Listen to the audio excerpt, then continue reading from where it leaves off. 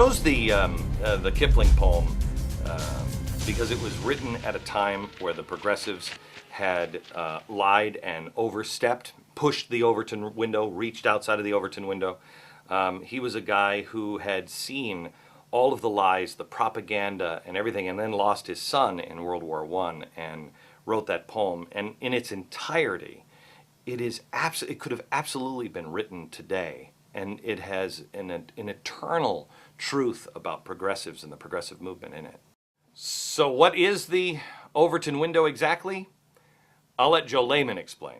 It was devised by a man named Joe Overton in the mid-1990s, and he wanted a way to explain the work of think tanks and why think tank work was so important. Think tanks talk about and develop and research ideas that aren't quite politically possible yet.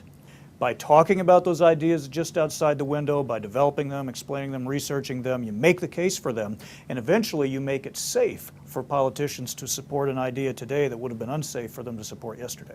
The nearest and dearest issue to his heart was education reform. In other words, why is it that we educate children by having the government assign them to schools? Why can't parents choose schools? But we found that politicians were afraid to support that, and so he had to come up with a model that explained how we might get there. If you have a vertical scale, consider the bottom of it is the most government control possible. And then at the top of the scale, the most freedom is there aren't even any government schools. The policy in Michigan, when the Mackinac Center began its work, was at the lower end of the scale. Homeschooling was virtually illegal. You just went to the school the government assigned you to. But through work that we've done and others, we've shifted that window up.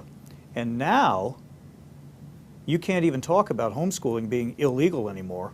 I actually wrote the Overton window because I was frustrated that I couldn't get people to think out of the box. And actually, the lead character, Noah, was modeled after my business partner, who is a reasonable guy, a smart guy, but just refuses to look at some of the facts in front of him.